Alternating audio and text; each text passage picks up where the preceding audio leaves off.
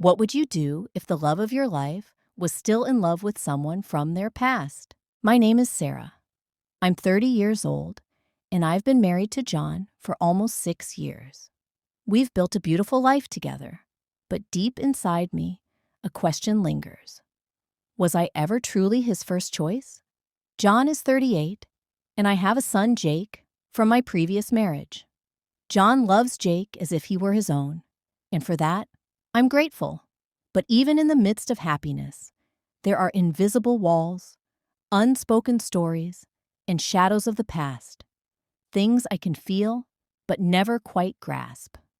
I first heard about John's old love in the early days of our relationship. She was his first love, the one who had his heart before life took them in different directions. When he left for the army, their story ended.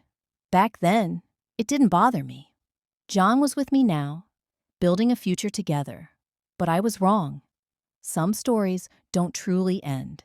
They linger, waiting for the right moment to resurface. That night, we were at a New Year's Eve party, surrounded by laughter in the glow of city lights. I held John's hand, feeling safe, feeling loved, and then I saw it, him watching her. She was standing across the room, unaware of his gaze, but I saw the way his expression changed, the way something flickered in his eyes, a memory, a longing, something I wasn't a part of. A knot tightened in my stomach. I tried to ignore it, to pretend it didn't matter, but as the night went on, the image stayed with me, whispering doubts I didn't want to hear. Later, when we were alone, I finally asked, "Did you love her more than you love me?" John looked at me surprised. "What?" "Sarah, that was a lifetime ago, but you were watching her," I whispered, unable to hide the vulnerability in my voice. He sighed, running a hand through his hair. "I wasn't thinking about anything more than the past. It doesn't change what we have now." I wanted to believe him. I really did. But something about the way he said it made me wonder, what if the past wasn't as distant as he wanted me to believe? I tried to push the thoughts away. I told myself I was overthinking, that John loved me, that we had built a life together. But doubt is a cruel thing. It seeps in slowly, quietly, until it wraps around your heart like a vine, tightening with every passing moment. For days after New Year's Eve, I found myself watching John more closely. Not intentionally, but in those quiet moments when he thought I wasn't looking. Did his mind drift back to her? Did he ever compare us? One evening, as we were cleaning up after dinner, I caught him staring out the window, lost in thought. "What are you thinking about?" I asked, trying to sound casual. He blinked, as if pulled from somewhere far away. "Nothing," he said, giving me a small smile. But I knew better. I started noticing things I had never paid attention to before. The way he hesitated whenever someone mentioned first loves. The way certain songs made him quiet. Once, while sorting through old boxes in the attic, I found a stack of letters from her. I shouldn't have read them, but I did. Her words were full of love, of longing, of dreams they once shared. And John had kept them. When he came home that night, I was sitting on the bed, the letters spread out in front of me. My heart pounded as I waited for him to say something, to explain. His face paled. "Sarah, why did you keep them?" My voice was barely above a whisper. He sighed, sitting on the edge of the bed. "I don't know. Maybe because she was such a big part of my past. I never read them anymore." "But you didn't throw them away." He rubbed his face. "It's not what you think. Keeping them doesn't mean I still love her." I swallowed hard. "Then what does it mean?" He looked at me, his eyes full of something I couldn't decipher. "It means I don't erase my past, but that doesn't mean I want it back."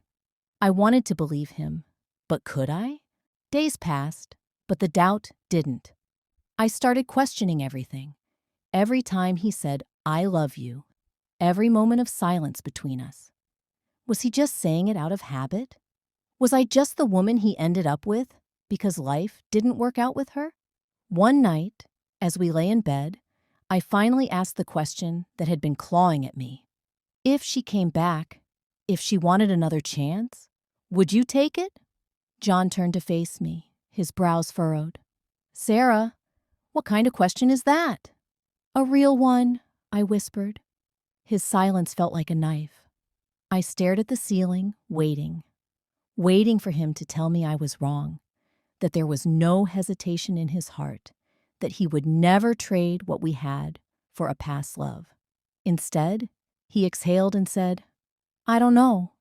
And in that moment, I felt something inside me break. John's words echoed in my head. I don't know. It wasn't anger that hit me first. It was something quieter, something colder, a realization that the love I had believed in so fiercely was no longer solid beneath my feet. I turned away from him, my back facing him in the dark. He didn't try to hold me. Maybe he knew I would pull away. Or maybe he didn't want to. For the next few days, I moved through life in a haze. I took Jake to school, made dinner, laughed at the right moments, but inside, something had changed. I felt like I was standing outside my own life, watching it from a distance. John tried. I could see it in the way he lingered in conversations, the way he kissed me goodnight a little longer, as if hoping I wouldn't notice the truth hanging between us. But I did. And then one evening, I couldn't hold it in anymore. We were sitting in the living room, the soft glow of the TV flickering across John's face. He looked tired. Or maybe I was just seeing him differently now. I need to know something, I said, breaking the silence. He muted the TV and turned to me. Okay. I swallowed, my hands clenched together. If she had waited for you, if she had been there when you came back from the army, would I even be here right now? His expression changed, tightening like a wound he didn't want to touch. Sarah, that's not fair. But it's the truth, isn't it? My voice cracked. If she had been there, I wouldn't be the one sitting here, would I? John exhaled, running a hand through his hair. He didn't answer right away.